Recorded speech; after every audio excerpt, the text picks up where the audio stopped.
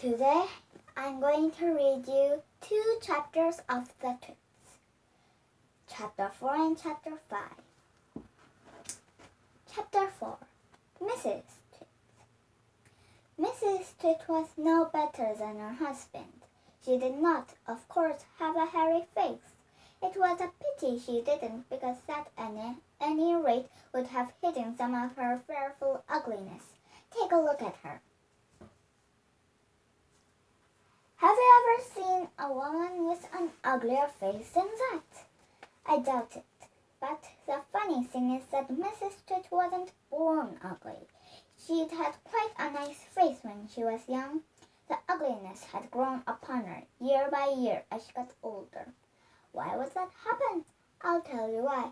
If a person has ugly thoughts, it began to show on the face.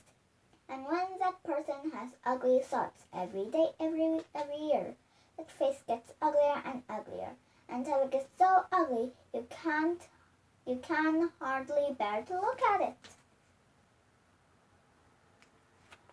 A person who has good thoughts can never be ugly. You can have a wonky nose, a crooked mouth, and a double chin and sticked-out teeth. But if you have good thoughts, they will shine out of your face like sunbeams, and you will always look lovely. Nothing shone out of Mrs. Twit's face. In her right hand she carried a walking stick. She used to tell people that this was because she had warts growing at the sole of her left foot, and walking was painful. But the real reason she carried a stick was so that she could hit things with it. Things like dogs, cats, and small children. And then there was the glass eye. Mrs. Twit had a glass eye that was always looking the other way. Chapter 5. The Glass Eye. You can play lots of tricks with a glass eye because you can take it out and pop it back in any time you like. You can bet your life Mrs. Twit knew all the tricks. One morning she took out her glass eye and dropped it into Mr. Twit's mug of beer when he wasn't looking. Mr. Twit sat there drinking his beer slowly. The frost made a white ring on the hairs around his mouth. He wiped the white frost onto his sleeves and wiped his sleeves on his trousers. "You're plotting something," Mrs. Twit said, keeping her back turned so he wouldn't see that she had taken out her glass eye. "Whenever you all quite like that.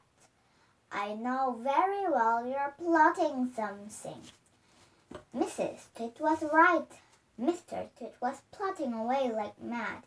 He was trying to think of a really nasty trick he could play on his wife that day.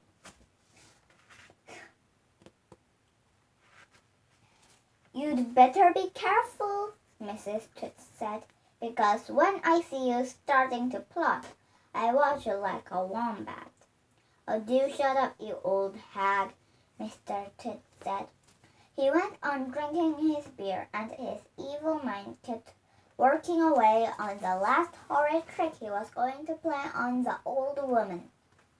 Suddenly, as Mr. Twit tipped the last drop of beer down his throat, he caught sight of Mrs. Twit's awful glass eye staring up at him from the bottom of the mug. It made him jump. "I told you I was watching you," cackled Mrs. Twit. "I've got eyes everywhere, so you've better be careful." That's the end of Chapter 5, and I hope you enjoyed the twits.